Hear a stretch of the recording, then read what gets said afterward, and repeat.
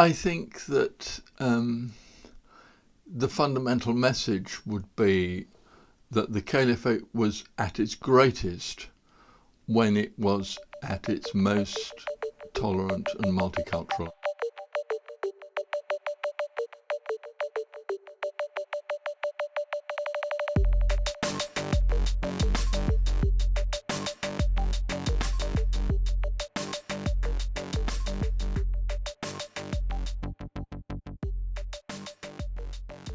Hello and welcome to the first episode of the Abbasid History Podcast. The Abbasid History Podcast is an audio platform for the community interested in the history of the pre-modern world. I'm your host, Talha Ahsan. The Abbasid Empire's height stretched from North Africa to modern-day India. Today with us to discuss the events and themes of this tremendous entity is arguably the world's leading authority on the subject, Professor Hugh Kennedy of the School of Oriental and African Studies in London. Welcome, Professor Kennedy. Thank you. Before we begin, Professor Kennedy, I'd like to know what led a young man in the 1970s to take such a keen interest in this topic of the Abbasids for his PhD. What was the state of scholarship like on early Islam and the pre-modern Islamic world at the time? Actually, it was in the 1960s, and I first went to the Middle East in 1964, and I went to Damascus and Jerusalem, and I became aware of the enormous richness of the history of the area. And then, being interested in history generally, I came back to the UK and I found that the writing of the history of this period was very limited indeed. And I had the opportunity to live in Beirut, 1965, 1966, and did a course in Arabic at the school that was then run by the British Foreign Office at Shamlan outside of Beirut. And then I came back and studied Arabic and Persian and then history at Cambridge. And I did my final year of undergraduate work in the Department of History. And we were taught there very strictly to read historical sources and historical documents. We did it in those days in Latin because this was an English history subject. But it taught me, I think, to analyse historical sources in a very precise and, I hope, meaningful way. And then I went on to do research because my love was in the Middle Eastern history, and I've tried all my career to bring the methodologies, to bring the insights that you get from the close studies of sources from the Latin West to bear on the chronicles, documents and records of the Islamic Middle East in the Abbasid period. So why the Abbasids, you may ask? And even at that time, it struck me there was quite a lot of literature on the conquests, the Futuh, the early Islamic conquest, and then also on the Umayyads. But when it came to the Abbasids, there was virtually nothing.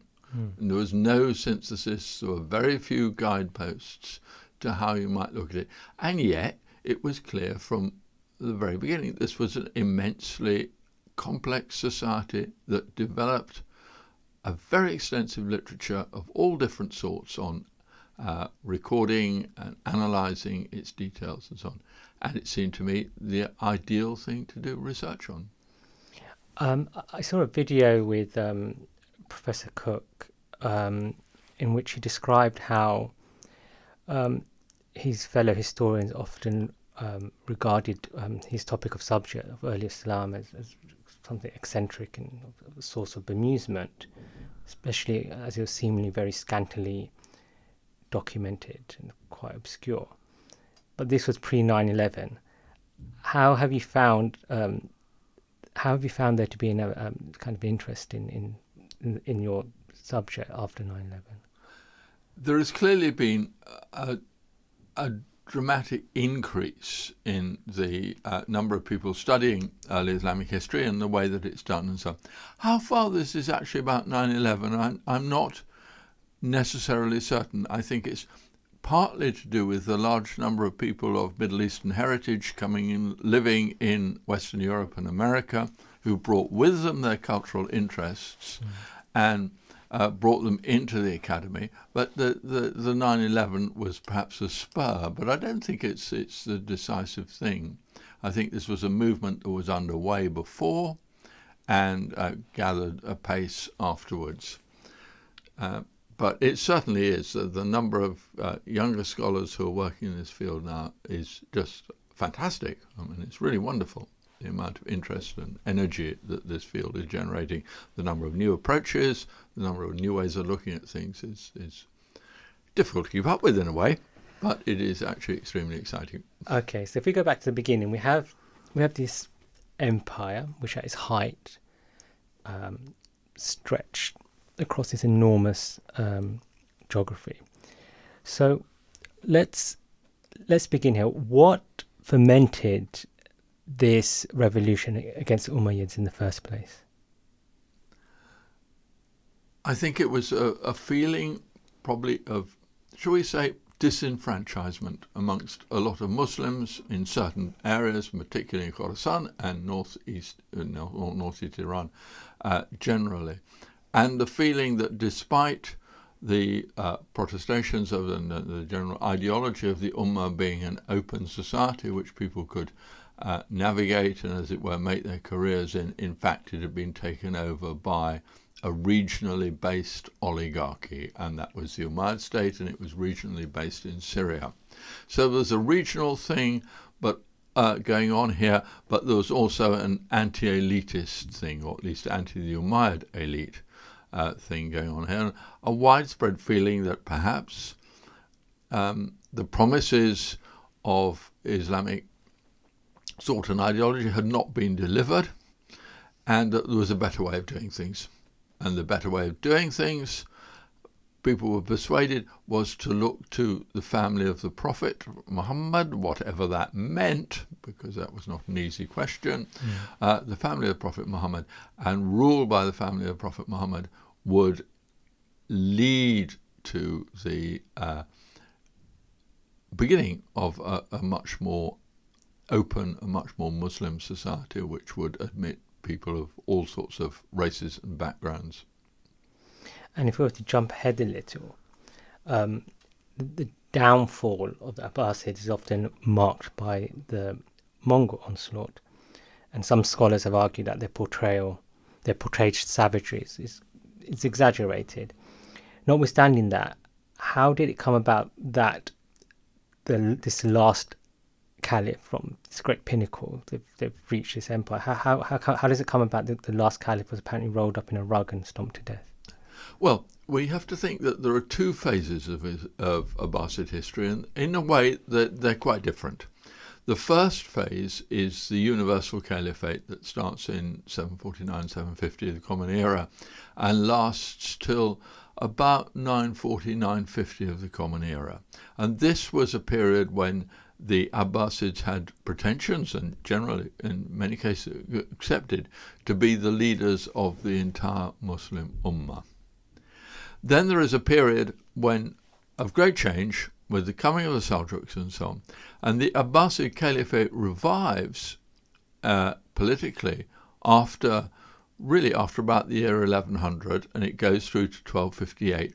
But it does so very much as a regional state. It's basically central Iraq, sometimes right down to the Gulf, but often not. It's basically a central Iraqi-based state. Now, along with that goes the idea that the caliphate is still essential for the survival of Muslim society. In Ghazali's great phrase, the caliphate is the tent pegs of our society. It keeps the whole edifice up. But in reality, the amount of leadership, the amount of power that the Abbasids had over areas that were not part of their own state was very, very small. And it's significant that the leadership of the Muslims against the Franks, the Crusaders, was taken not by the Abbasid caliphs but by Salah ad-Din and the Ayyubids. Equally, the resistance to the Mongols was not led by the Abbasid caliphs either. So So it's important to remember, I think, that you go from an imperial phase, if you like, to a much more regional monarchy phase that nonetheless has pretensions to some sort of, people are very divided about this, but some sort of universal relevance to the entire Muslim community. Do you think we could describe the Abbasids, or the Abbasid caliphs, after the Mongol onslaught as something akin to a constitutional monarchy? No, not after the Mongols. During this period, they're like shadow caliphs to the Mamluks. There are analogies, and you can find analogies in all sorts of different human societies of monarchies which have no power but nonetheless have relevance to the wider society. You can think of a constitutional monarchy in the Western European sense. You can look at the history of the Holy Roman Empire in the early modern period, where the Holy Roman Emperor was universally acknowledged but had no power, or at least universally acknowledged in Germany and parts of Italy, but had no effective power. And I think that the Abbasids were had developed that sort of role. Okay. A study of early Islam inevitably turns to the question of sources. And as you've just said, to understand claims to power, one needs to understand controversies regarding claims to succession after the death of the Prophet. I want to speak about why you disagree with the so-called revisionist school characterised by the works of the late Patricia Crone. Well, I've been reading classical Arabic history texts, obviously, for a very long time now, and I fundamentally disagree with the Crone argument. And the Crone argument is basically that these are all written by Muslims who are in a sense committed to the cause, and they're essentially uncritical, firstly.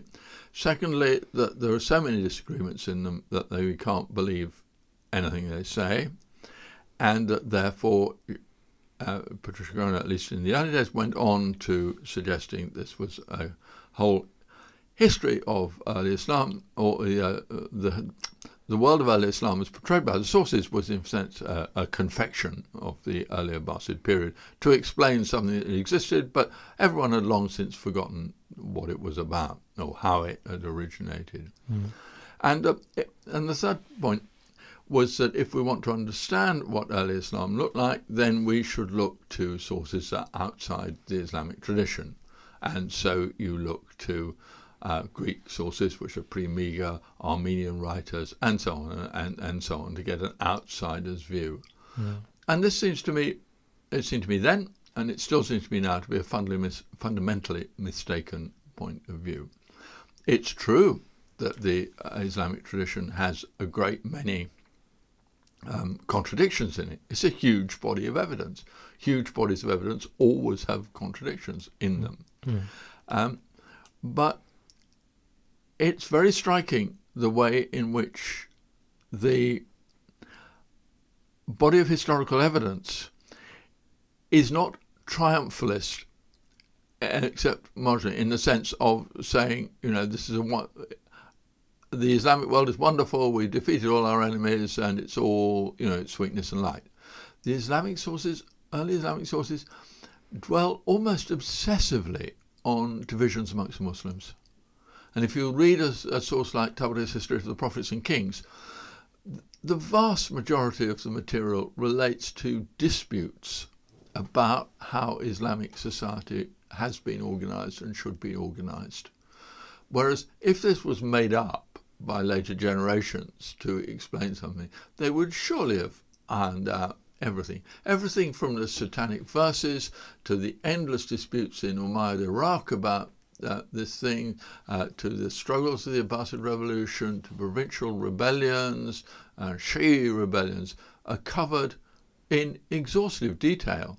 Struggles against the Byzantines, on the other hand, which is, as it were, the great jihad of early Islam, are often dismissed in a few sentences.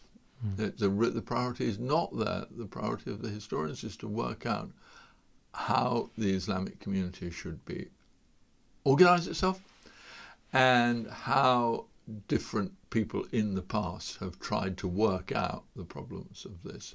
So I think the idea that this is all a made-up fantasy is actually completely wrong. And it would be very nice if we could move on from that. We can be critical of the sources, like we would be critical of sources in any other area.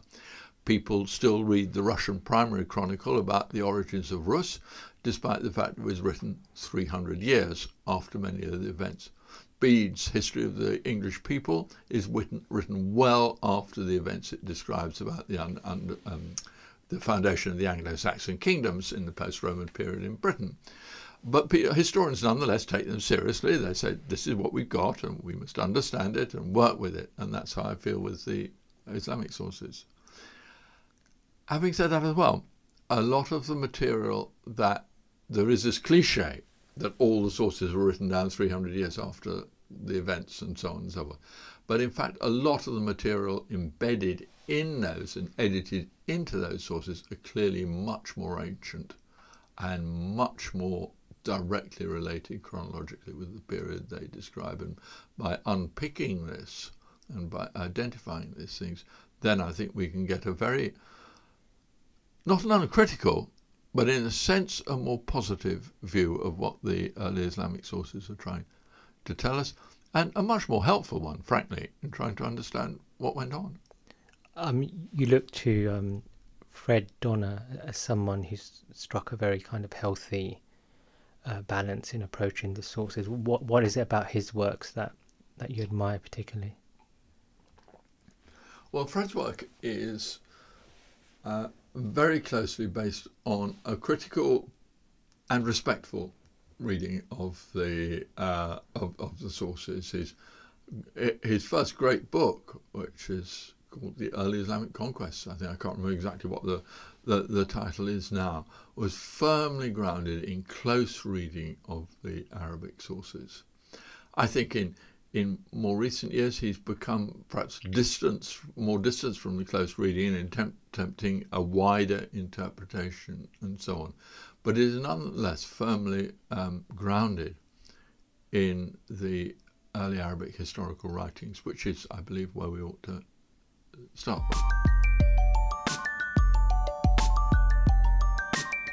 Let's turn to some specific themes you've written about. You have a book on the armies of the caliphs.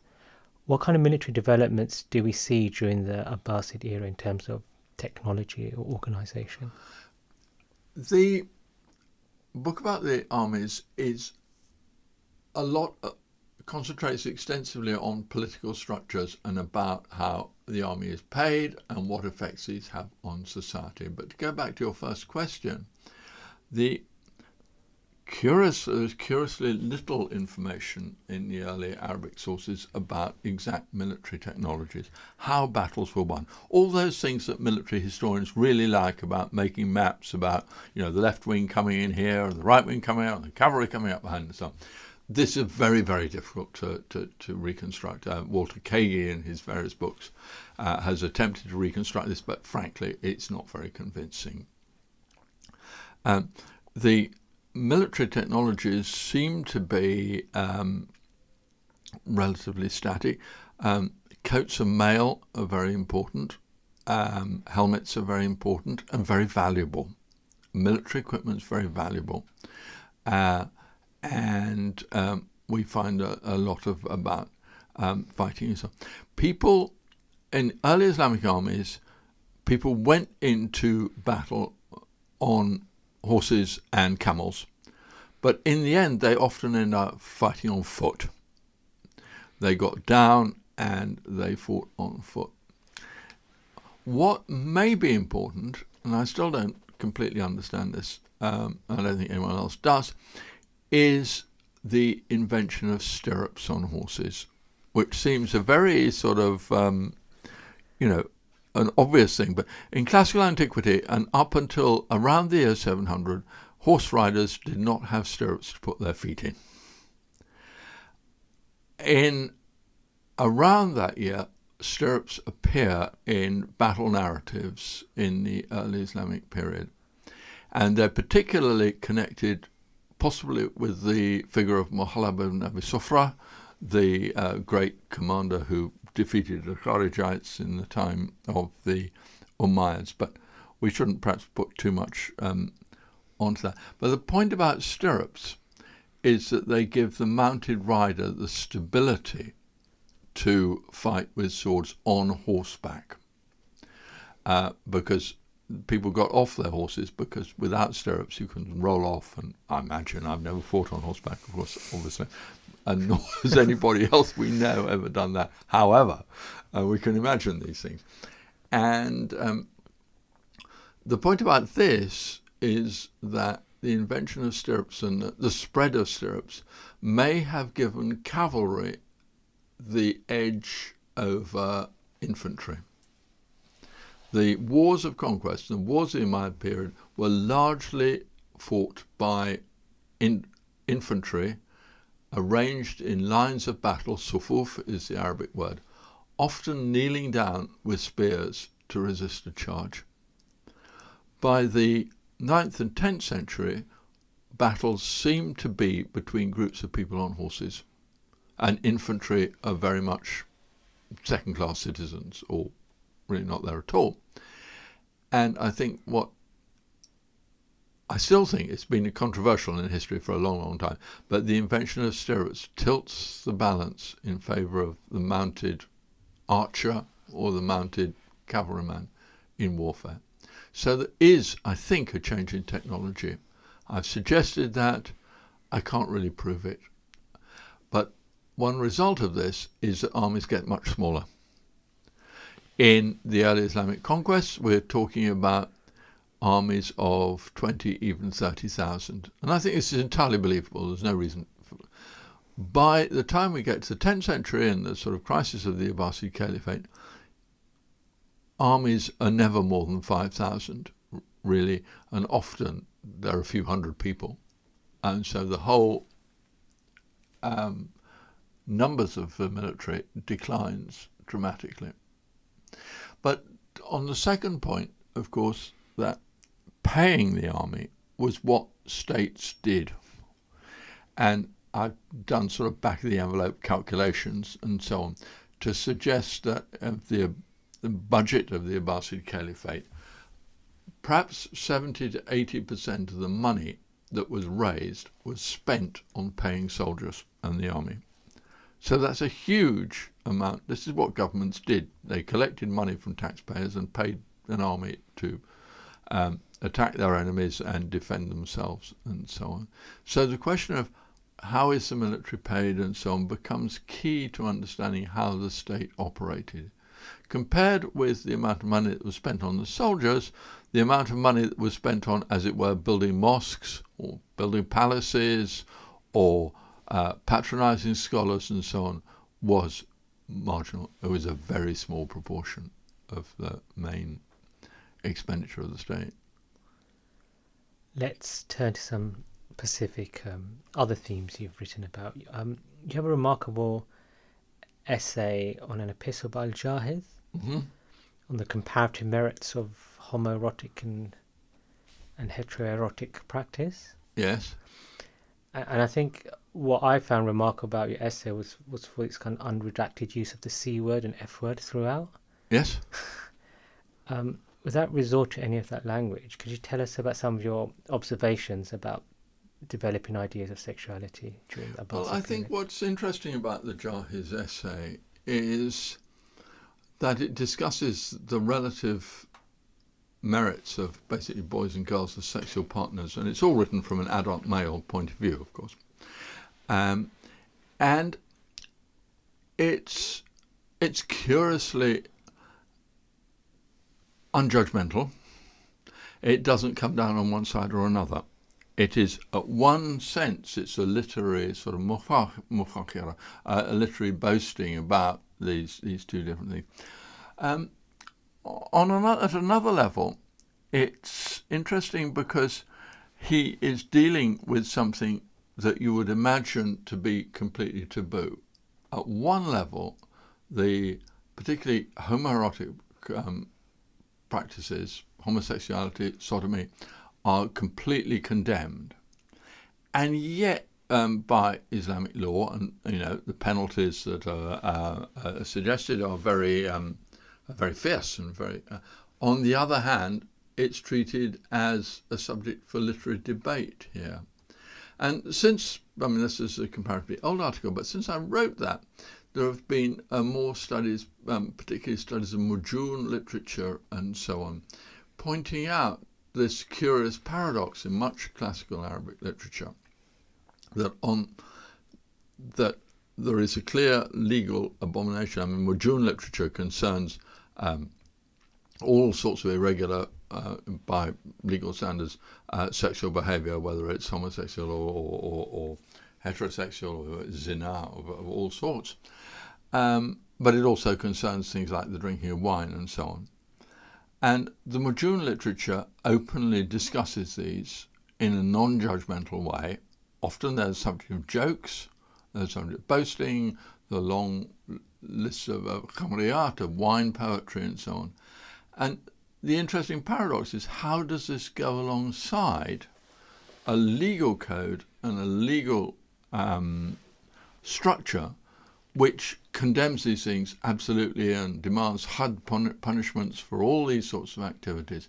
And yet these two, as it were, the cultural in terms of the legal and had punishment, well, the established culture seems to coexist with a counterculture which in a way celebrates these things, or at least regards them as subjects of interest and fun and poetry and jokes and so on. And so you get this curious ambivalence in this culture. And the discussions of Mujun literature, I'm thinking of Sultan Shombali's discussion of Mujun makes this point very clearly. And what I was doing in that essay, before the Mujun discussion really got going, was to point out this contradiction, as it seemed to me.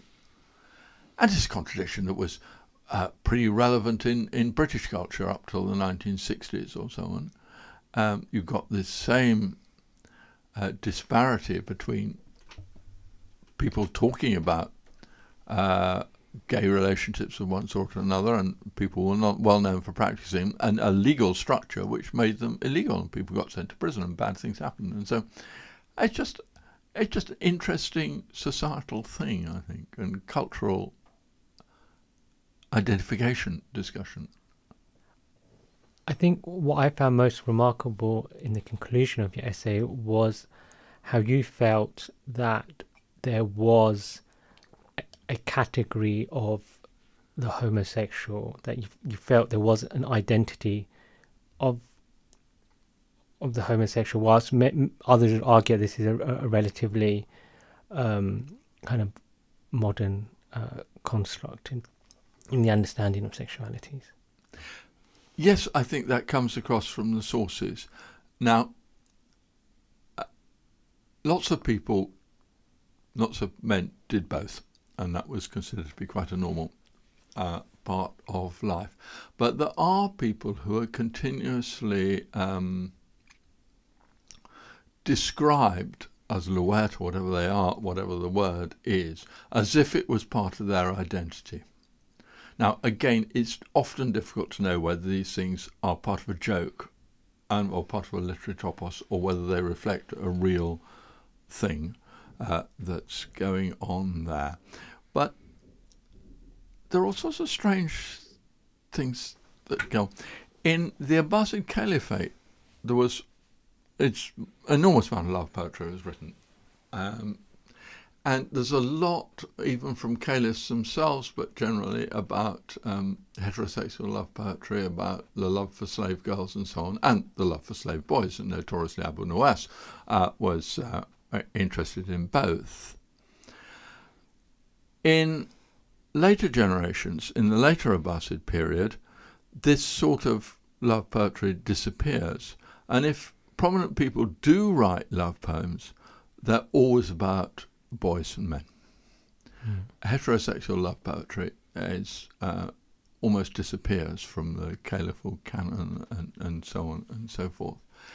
And erotic love between males seems to be, in that society, the most, should we say the most elevated, is the love that is celebrated. And there's a very interesting example of these sorts of values in the story of the 10th century Buyid ruler, Izzad al-Bakhtiar, who was an unsuccessful ruler in all sorts of ways. And he lost his throne because, according to the great chronicler Miskawayh, because of his exaggerated and overindulgent love for a slave boy who he devoted all his time and energy to, and so on. But the interesting thing about this discussion in Miskawayh, who was a great ethicist, was not that the object of his affections was a boy rather than a girl, but he went over the top. It was his immoderate love for this young man that meant that he neglected the duties of state, he didn't lead his armies, he didn't pay attention to his viziers, and so on. So Miskawayh, who is an important moral thinker, is not condemning Izzad al-Bakhtiar because he is what we might call gay, but rather because he let his passions overwhelm his abilities or his needs as a statesman and so on. And I think that's quite an interesting perspective. You have your book on the caliphate, and it's a subject which is now dominating the popular conscience increasingly. If I can put it like this, imagine if you were the policy advisor to ISIS. What would you have told them about the history of the caliphate? What do you think they ought to have known rather than what they imagined? I think that the fundamental message would be that the caliphate was at its greatest when it was at its most tolerant and multicultural. I know that sounds like a very, very 21st century take on these things, but the caliphs in the Umayyad and Abbasid period did not, by and large, seek to interfere or dictate the religious beliefs of their subjects, whether they were different sorts of Muslims or whether they were non-Muslims. That was not the business of the rulers. The business of course, they took action against some religious thinkers, but only when they seemed to be a threat, a political threat, to the power of the dynasty. And in those cases, the reaction of the rulers was of course military and could result in arrests, persecution, and so on. But basically, how people conducted their own lives, as long as they didn't openly flout public morality and so on, was up to them. And now, there are stages like the famous Mihna, the Inquisition, that was set up by al-Ma'mun to discuss, and al-Ma'mun tried to lay down the idea that the doctrine of Khalq al-Quran, the doctrine of the createdness of the Quran, was going to be a state imposed, as it were, rule, and lots of people objected, but that was, in a way, an unusual, it was an aberration, and it only affected people who were engaged in state work. I mean, ordinary people, so to speak, could believe what they wanted, whatever they thought about Khalq al-Quran, and who knows about that. And there's another instance that's interesting in this respect, is that the Fatimid caliphs of Egypt come in as a small group of Ismailis from North Africa, and they rule Egypt in one of the most glorious caliphates there ever was in terms of its power and prestige and wealth and general. But they made no effort to convert or force the Sunni majority of Egypt to adhere to their religious beliefs. The Ismaili beliefs remained the belief of the ruling elite, the governing class, and the good people of Fustat, who were overwhelming, and other cities who were overwhelmingly Sunni, were just able to get on. They were able to hold their own services. They were going in the mosques. They were able to have their own feasts and things like that. So there was the caliphate worked because of this amount of give and take. And as long as you paid your taxes and you respected the authority of the caliph, then by and large you could do what you wanted to do. And on that level, the caliphate attracted the, if not enthusiastic allegiance, at least a passive acceptance by the vast majority of people.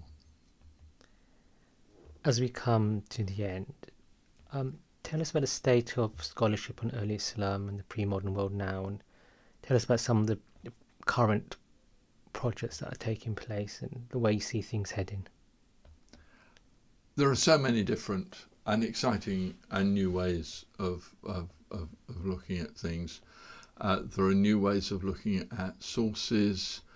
There is, and something I'm engaged in very much at the moment myself, an increasing interest in the economic foundations of the Islamic world. There's equally the development of Sharia, and almost everywhere you look, there are important new developments. What I still, because this is the background I come from and the way I approach things, I think is underdeveloped, is, as it were, the nitty-gritty of political discussion and political history, and the way in which this political society works. And we're still, in books and so on, stuck with this idea of the caliph as an absolute ruler and so on and so forth, whereas all historical periods suggest that no rulers are ever absolute. There's always a constituency that backs them up. And if you want to understand politics, you have to look at who these people are. And that leads into prosopographical analysis, who is doing what, who is supporting the ruler, and so on. And that sort of mainstream political history, which I love, and which I think is very important to our understanding, has, in a sense, been neglected, perhaps, in favour of more different sorts of cultural history and economic history and so on. But there are wonderful things going on all the time. I'm finding out about new books, and I'm trying to read at least some of them, but I'm finding out about new books and new approaches and so on. It's a very vibrant and exciting field at the moment. And before we end, tell us about your forthcoming translation, Al-Baladhari, which is on pre-order on Amazon. It's some way off appearing on the airport bookstall, so to speak. The Baladhari Futuh al-Buldan is the great chronicle of the early Islamic conquest. It's been used by historians for a very long time. It was translated into English by Philip Hitti and Francis McGotton around the year 1920. And it was quite well translated. It's a good and accurate translation in the main. But this chronicle consists of descriptions of battles, which are pretty uninteresting, but a lot of information about property ownership, property law, irrigation, and so on in the early Islamic society. And what I want to do in this translation is do a proper historical and philological commentary on this.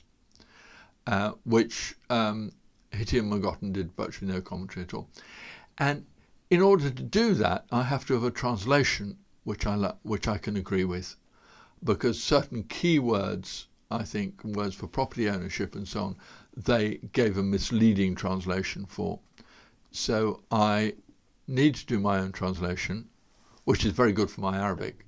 Baladhari writes very fine Kitaba Arabic, and it's the most Fusha Arabic, so to speak, and that makes it very intriguing.